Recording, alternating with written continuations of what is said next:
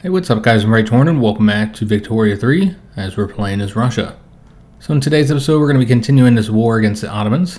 They split into two different factions in their civil war, and the larger of the two factions is not at war with our ally Austria. And so it's going to be a bit more of a challenging conflict than expected. Now one thing I did forget to do last episode, and this will be the first thing we're going to do in today's video, is to change up our mobilization settings. We're going to give the Imperial Guard some liquor, and then because liquor is actually a bit more expensive than sugar, we'll give our other army, the Army of the West, some chocolate. Now I have a couple armies that we might raise up here soon, since I think we're going to need them. Let's let them make their adjustments, because I added some more battalions to them, and also changed up their battalions. Like we have one defensive army, and so I made all their cav into dragoons, since those have the better defensive bonus, or defensive rating I should say. Yeah, we'll easily push forward here where we're getting the assistance of the Austrians, but over here I think we don't have much of an advantage. I'm not entirely sure if I even have them set up. I'll have to take a look at this. If I even have him set up to currently attack. Yeah, he's defending, but we do have our vassals over here. We're going to wait before we send them on the attack, because I did make a few adjustments with that army as well. Another thing that we need to do is go ahead and change up these two vassals. And we're not going to use the reduced autonomy demand, since that will likely result in us needing to fight them. And not only that, it's going to cost infamy, and our infamy is pretty high. And so I don't want to do that for both of them, which is going to give us 3 infamy there, and another 2 here, so 5 infamy total. So instead, let's just do it through here, which will increase the liberty desire for all the other countries, but they're all pretty low at the moment. Let's go ahead and do these guys as well. And so we'll see that everybody's liberty desire is a bit higher. Theirs is at 63, while theirs is at 66. But another thing you'll notice is that the change per week is now much higher too. We're at 0.31, that's how much we're losing there, and 0.35 here, because it's based off of what their current liberty desire is. While this country, which is much lower, is only losing 0.15. So that's another reason to do this now, so we can get that better bonus to the reduction of their liberty desire. Because we only have 5 years left. That's like half of our time. Over here, looking a lot better. Looks like more armies were sent. Oh, the Imperial Guard was brought over here. And that is because we have finished up with this front. Which I'm not entirely sure why we can't go through this territory here. Shouldn't that be a front as well? Oh, because the Austrians control this. And they're not at war with them. They're basically a neutral power in this conflict. Or really, they're in fact an ally to the Ottoman aristocratic revolt. Some of these gold fields have been depleted. We'll go with this option here. So now we have both of our armies on this front, and it's looking a lot better. And one of our armies is set to advance. I don't know that we'll need to raise another army up. We got that banking unlocked, so that's a plus 10% minting and also better loan interest rate. We haven't taken any loans yet. We still have 1.34 million in our gold reserve. So I think we might end up getting a production technology, the atmospheric engine, because we're pretty close to getting that. This would be incredibly helpful for all of our mines, so we could boost their production, though we would require tools and coal. We have access to both of those. Other society techs that we could get. Modern sewage would be nice to have, but that would take 4 years to research. There's also central banking if we wanted more minting. The stock exchange, you get that in 28 months. Has some nice benefits. But yeah, I think we're going to go for a production tech, since we can get that fairly quick at 10 to 15 months. Let's go for some of these technologies that don't take as long to get their benefits. Alright, so the Ottoman Empire has capitulated, and thus now Moldavia is our vassal, our subject. Now we did not get the state over here, Kars, because that is a war goal in this conflict against the Ottoman aristocratic revolt. So we'll have to win this in order to get that state. But at least we finished up the first conflict, and Moldavia is now our vassal. So we take a look at their liberty desire, sitting at 49. They're specifically a dominion, so we could reduce them down to puppet status. And we no longer have the advantage on this front, so we're going to have to send them another army. Luckily, I did get 2 armies set up for that. We have the Defenders of the Motherland, which they would be focused on defense, as I was saying. And then we have the Army of Siberia that we could send as well. Let's go ahead and mobilize both of them, because I want to get this war done. Did get the industrial boom bonuses here from our tooling workshops. Alright, so some nice bonuses in Moscow. But yeah, as of right now, we have the disadvantage. So I think having the 2 armies going down there would be good. 95% here on the mobilization, 99% there. Again, this one will be focused on the defense. So let's go and send them over here now. And then we'll take a look at their orders in a minute. Let me first get the Army of Siberia sent over there. Now, they do not have all of their units yet. The Defenders of the Motherland, I built 2 more. I should have prioritized that. So that's what the issue there is. So let's go ahead and prioritize both of those. Make sure that those get constructed. And then let's go ahead and send that additional army down there as well. So we're going to leave this army on the advance. The Army of the West, we're going to change them to advance as well. While the Defenders of the Motherland will go on to the defend front. There is the adamant defense as well. Requires a bit more supply, but does increase their defense by 5%. Up from 10 to 15, and gives a 100% dug-in chance. So we'll go with that, even if it does require a bit more supply. And the Ottomans have declared us a rival. Now, one interesting development is that the Anti-Ottoman Association, or League, whatever it was called, has disbanded. Probably because the Ottomans are now really weak, because it's basically, well, let me take that back. Looks like their civil war has been solved. Okay, I didn't even notice that. I think the aristocratic revolt did win that conflict. They had the assistance of the Austrians. That border fortress was raided again. So let's go with this option here. Obviously, don't like those penalties, but we don't want to increase the liberty desire over there.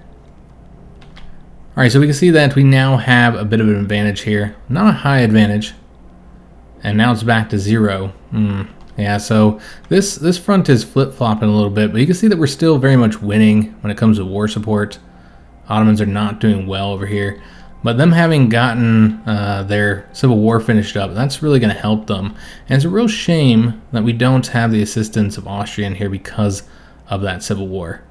But at least we know that we have gotten Moldavia, nothing changes there. Also, because their civil war is over, there's a new front opened up over here. So we're going to need to move another army over there. We'll probably just put the Imperial Guard back in that location. Okay, it seems they're already deploying to there. Is this back to being one front? It is. Okay. So it's back to being one front. And so all of our armies should be in that location. Yeah, I should have noticed that they didn't have a second front number, front bubble, whatever you want to call this little thing here. So that means we are winning on both sides here. Since it's all one front, we have the advantage just slightly. So hopefully our troops should be able to advance over here, at the very least burn out their war support. Let's go and see where they're at on accepting this peace deal.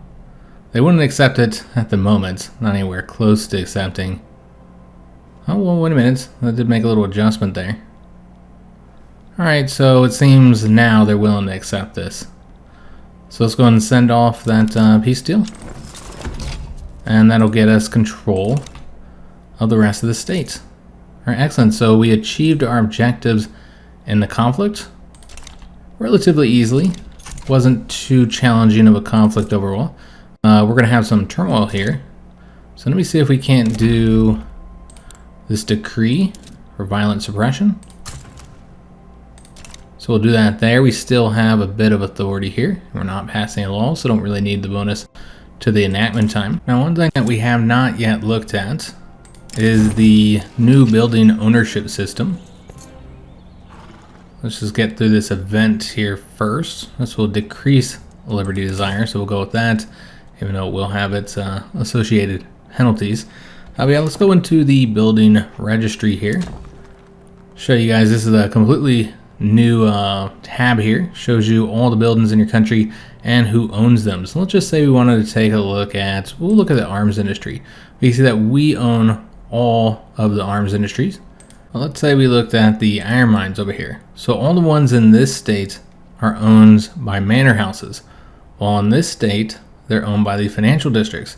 So the manor houses, this is the nobility. So the nobles here, the aristocrats, so they own 83 of the really basic farms here, which are not productive, but still earn them 3.78 thousand in dividends. They also own 2 levels of the rye farms. Those are productive, not getting as many dividends just because they don't own as many levels. And then they own 2 levels of the iron mines. Now, if we went back to those iron mines, we'll see that the financial district is different. It doesn't employ the aristocrats. We look at the workforce here. They instead employ capitalists, shopkeepers, and clerks. The capitalists are getting the dividends, while the shopkeepers and clerks are getting paid their wages here. And they own quite a bit. This one financial district, which has 36 levels, and look at all the stuff they own. And so I think this is a much better system overall. I really like how they changed it up. Just works a lot smoother and can represent reality. So where you might have the nobles living somewhere different than the locations they own. Most importantly, this system allows the game to represent foreign ownership. So your pops can own buildings in other countries, and the pops from foreign countries can own the buildings in your country, which means the wealth of those buildings, the dividends, is going to those pops rather than your own capitalists or aristocrats or whoever owns the buildings. And then we'll also see that we can nationally own buildings as well, and then the government gets the dividends. So we see that's the case with a few of the iron mines. So we have 1 level here and 3 right here. Those are the iron mines that we constructed in earlier episodes. And so if we use state construction to build anything, then that will result in the government owning it, and thus we get the dividends. Now, I really like how they allow you to sort things, filter them. So if we only wanted to look at the buildings that we own, we just click this here, and then these are all buildings that the government owns. Now, some of these are ones you'd expect, like the barracks and the construction sectors and the government administration. But we also own all the other buildings that we constructed, so those gold mines, the paper mills, and of course we've already seen the iron mines. We could sort this so that we only see the buildings owned by pops, or the ones that are owned by foreigners, foreign pops. And so yeah, I really like how they changed this up. I guess we can hop back in there and I can show you some of the other filters that are available. You can see the ones that are just located in Russia. You can see your ones that are abroad, so the ones that you own in foreign countries. Of course, we don't have any at the moment. Just the urban, rural, or development buildings, and then you can sort them based on all these other factors. So do they have input shortages, full cash reserves, so on. If they're fully employed or have vacancies. So this overall allows you to look for specific buildings, ones that might be having issues or just ones that you own or foreigners own. So overall, just a really nice change with the UI. And I really like the new building system. I think it's far superior to what the game had before, and it can help them represent a lot of things that the game was not capable of representing, like the foreign ownership of buildings. So as we enter the year 1844, we got a few events here from the ground up. So a lowborn man has risen to the popular leader of the intelligentsia. While some are not so pleased by such mobility, we can say that he has earned his job, and a character will appear in Russia, or say, a touching story indeed, but he doesn't deserve special treatment, which is probably what we're going to want to do, because we want to reduce the interest group attraction for the intelligentsia. So go with that, and thus we'll get this agitator here, and he will join the movement for enacting homesteading, which we already have a political movement for. So homesteading, if we were to take a look at this here, this is a land reform law that would get rid of serfdom, which gives 50% gentry assembly political strength, which again is pretty useful for us considering the fact that they're the only IG in our government. So we do want them to have political strength. But if we were wanting to reduce their power, then we would want to change away from this, or if we just wanted to allow internal migration of our peasants. Now, as of right now, we do have the benefit that they can't do mass migration, but the internal migration, that's actually an issue, that peasants can't move around. So if we wanted to get rid of that penalty, then maybe we could go to homesteading. We're not going to, but just show you guys what the benefits of these, or just how it would change things up in our country. It's not a political movement with a lot of support or radicalism. That could change. Now, we did get the atmospheric engine. All right, so we're going to leave this pause since we need to make some adjustments in our minds. And we still have these other two events to look at. The Foreign Manifesto. This is again for that homesteading, which we don't want. So we're going to try and reduce the political movement support, even if that is going to result in the intelligentsia not liking us. I think that's okay, because it also reduces their attraction for pops. Police officers in uniform have been discovered supporting Russian-Prussian Association activity while on duty, lowering public confidence in the police force. So we can say as long as everyone is discreet, there is no harm. This will result in more radical pops in this state, which doesn't really have a high population, but will increase our relations with Prussia. We could easily do this on our own, and it's not really improving it by much. So not a good bonus there for more radicals, even if it is, in a state that doesn't have a high population. Instead, we say we need to restore the public's confidence. This will result in more loyalists. Again, not going to be a lot since it's a state that doesn't have high population, but this will result in us losing appeasement with the Russian-Prussian Association. I think that's what we're going to do, though. Let's go and get another technology selected. I think we'll go back to the society text now, and we'll finish up this mass communication, increasing our authority. Get that 9 to 14 months. And then we need to change up the production method for all of our mines. Now, this will result in us needing a lot more tools and coal, so we'll have to make some adjustments there. It also results in more pollution, but it'll solve any iron problems that we're having in this particular case. Yes, I know, this is going to cause issues. And we're just going to do this in all our mines despite the issues that it will cause. It'll be particularly helpful in the gold mines, though. You see we already are earning more just from that. Now, one interesting thing is that we don't actually have any coal mines yet, and thus we now have a shortage. So we're going to have to trade for coal until we can get our own coal mines up and running. So let's go ahead and do that now. We're going to import coal from wherever the productivity will be highest. Looks like the French market. And yeah, we don't really want to trade with the British if we can avoid it anyways. This would require more convoys, though. Another thing to consider is that we kind of want to improve our relations with the Prussians, get a closer relationship with them. And so even though it's not as productive here, I think we are going to trade with the Prussian market. So we'll do that until we get our own coal mines constructed, and we're going to do that in this state because we get that nice bonus, the 10% throughput. So let's go and build. I don't know how many levels of this we need. We should probably take a look at that before I go building these. So 356 is our current shortage. So we're getting 25 per level, but that's also until we change the production methods up. So I think probably getting, getting 5 should be enough.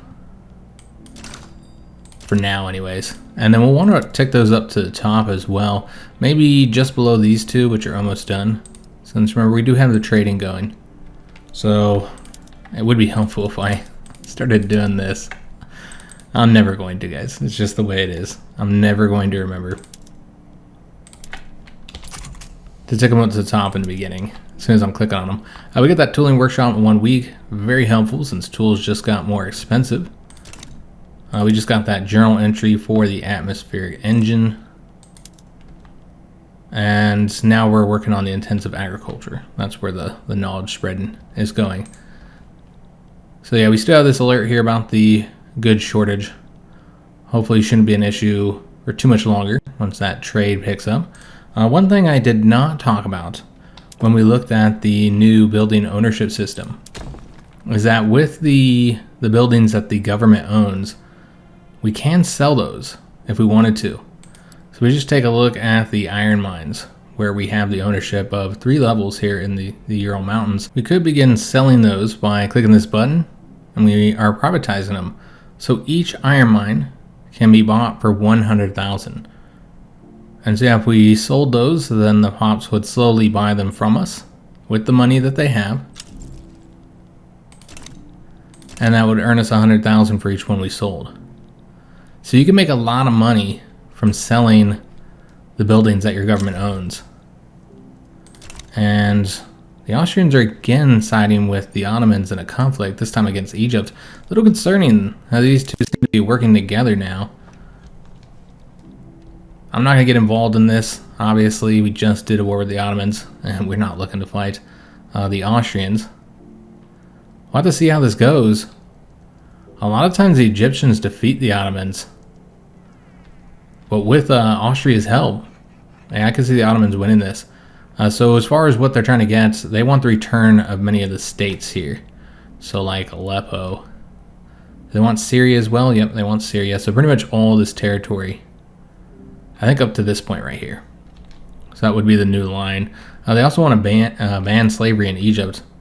That's how they got the Austrians involved in the conflict. And this is what the Egyptians are demanding. I don't know, guys. I don't know how that's going to go. Again, usually it seems like Egypt wins it, but the Austrians usually aren't helping them. So I think that might change the situation up a bit. We'll go with this option again. We could have declared our neutrality. Not that it matters that much. There's also a conflict here with the United States. We're going to declare neutrality there as well. And we're getting that notification because that's in the Pacific, where we have an interest. The attitude of Moldavia has improved, so they're currently aloof. We have cordial relations with them, and their liberty desire is sitting at 26. Might eventually want to make them a puppet, but of course we don't want to do any of that until we finish up in this area here. So we're doing pretty good reducing the liberty desire in these locations. We have 3 years left. Again, we're going to try and get them to agree to becoming our puppet, peacefully and without using this interaction if we can, by boosting the improved relations. But if not, we'll have to use this button here on all 3 of them. The only one we can currently use it on is them, and that would give them 10 more liberty desire. Again, there's a benefit of using it earlier. As I explained, the higher the liberty desire is, the quicker it goes down. But we got 3 years left, so there's no rush at the moment. I see we're now getting those coal mines constructed. I guess we've already gotten one of them built, so we should see that coal is a much better price than it was, but still quite high at 55%.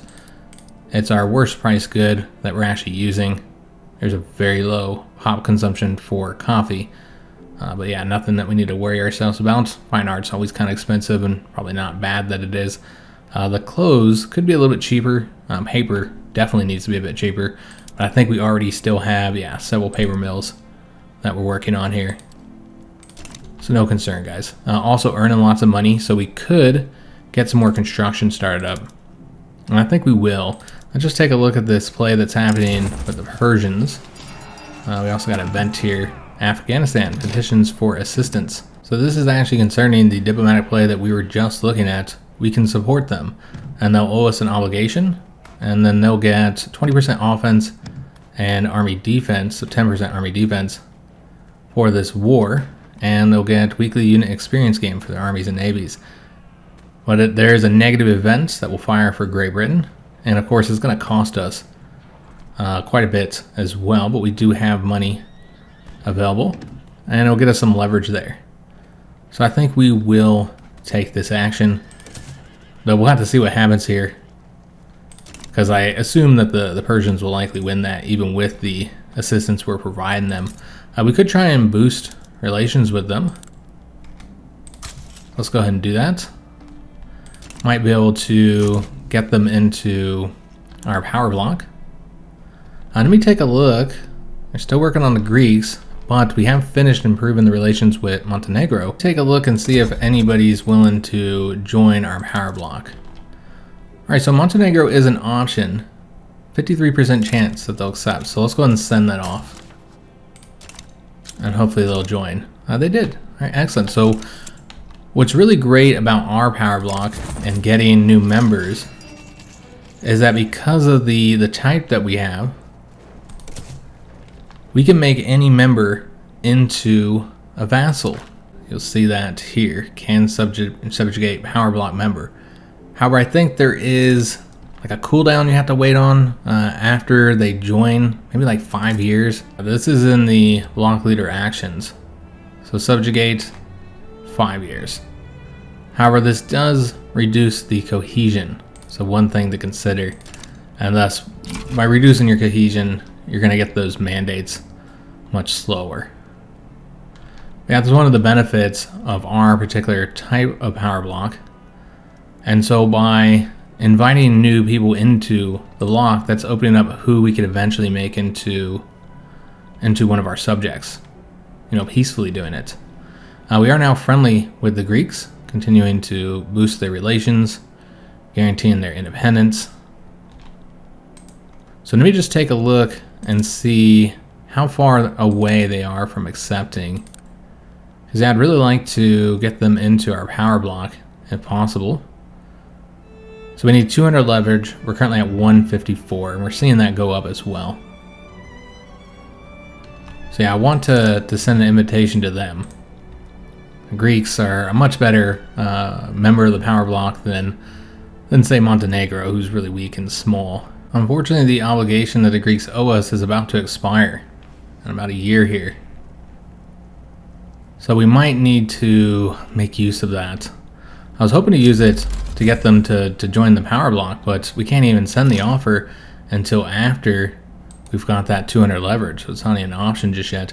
We'll wait till the last minute, which means I'll probably forget to make use of it, because one other thing we could do here is just absolve it, and that'll increase our opinion with them by 30. So that'd be an option, but let's see if we can get their leverage up high enough before that expires. So we just got that society tech, mass communication, increasing the authority by 10%. We still have one level 1 tech that we can get, the stocks exchange, so we're going to work on that. It'll be 27 months. Oh yes, I got distracted here. We're supposed to be looking at doing this here, decreasing the autonomy. So we can't do them again until 1847. I did forget about the cooldown, so this might require us to do a war.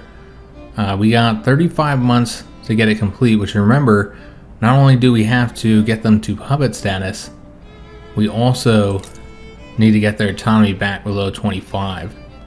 And so I don't think we'll be able to get this done in time, because as of right now we have 3 years, and just given how long it takes to tick this down, yeah, I don't think we'll be able to do it. We can at least get them done though, so let's go ahead and do that. Then I'll tick these guys up by 10 again. Yeah, I don't know guys, I don't know if we'll have enough time if we wait till 1847. Yeah, I feel like we wouldn't have enough time. So we might have to do a war. So we can't go to war with them until that truce is up either, since that grants them the truce. So that'd be the same time. I don't know if doing the war would result in them getting infamy desire, or at least as much, so it might still be the better option. We could struggle to get this done in time. Because remember, they need to not only be the puppet subject type, but their liberty desire needs to be below 25. So again, we could have some issues there. We'll just have to watch and make sure that when we get to 1847, that we either do the conflict or reduce that autonomy immediately. And yeah, I'm just not sure if it's gonna be enough time. We'll see what happens with if we do the war. I think that might be the better option. You would think it would increase their liberty desire, though. I'm not sure. We have 274 days until we lose that obligation. So let's take a look at the Greeks and our current leverage with them. We're at 184, so we're almost there, guys. They're now loyal, so in that case, we wouldn't even have to do the war, because they'd likely just accept if we made the demand. But again, can't do that until the truce is up. So we'll just have to wait. So yeah, keeping our eyes on the Greeks here, because yeah, I do not want to miss this opportunity to get them into our power block. We need to do more with the Prussians as well. We do have the available influence, but for right now, while we're working on the Greeks, we want to keep the leverage generation as high as possible. So we'll wait there. Seems that war has ended, and they did lose, as expected. So they're even smaller and weaker. We'll continue to improve relations. Although I don't know, because I believe we can get a better bonus than here.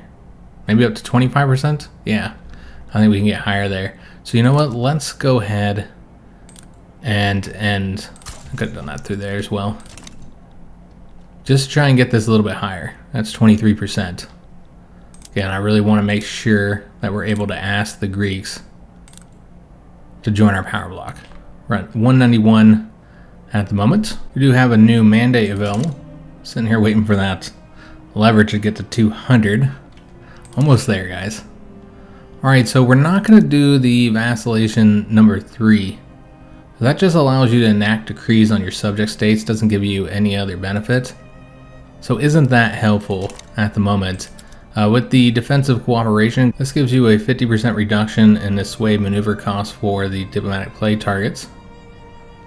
That's helpful too. But I prefer to add a new principle, guys, and we have a lot of really good options here. And I think the one we're going to get is militarized industry. So this will improve the throughput for many of our arms industries. So artillery foundries, military shipyards, so on. But most importantly, it gives you a negative 15% cost, military goods cost. So that is incredibly helpful. So we're going to submit to this one here with the goal of trying to get to the second level with our next mandate here in 3 years. But that negative 15% cost reduction for the military goods is just so incredibly helpful. So sitting at 196, it's actually not increasing now. Okay, so we're now losing leverage. I don't know if there's much we can do here. I suppose our only option is to propose a trade agreement. Didn't really want to do all these things. You know, costing us all this influence just to get the Greeks in, but looks like it's gonna be necessary. So now we'll see it increase by 1 per week, and so we should be able to send this off before we lose the obligation. And this will be the last thing that we do in today's episode as well. I think we got a lot done. The East India Company aristocratic revolt is trying to sway us here. They want to owe us an obligation for us to go to war with the British East India Company. We're going to decline that. So a big old war happening here in India now, which we are not going to get involved in. Yeah, once we complete this pacification of the steppes, that will result in us, well, we'll have a choice on what we want, but we can get claims in all this area here. So we got the 200 leverage, excellent. Now we can invite them to our power block, and they're already willing to accept even without us using the obligation. So that's not even going to be necessary. So we're going to send that out. They probably wanted to join our power block for some time. And so now we can go and absolve the obligation. There's not really anything else to use it for. Although before we do that, let me first take back some of these. You know, we don't need to do the defensive act anymore. We'll continue to guarantee their independence though. And then we'll go ahead and absolve the obligation, boosting their opinion even further.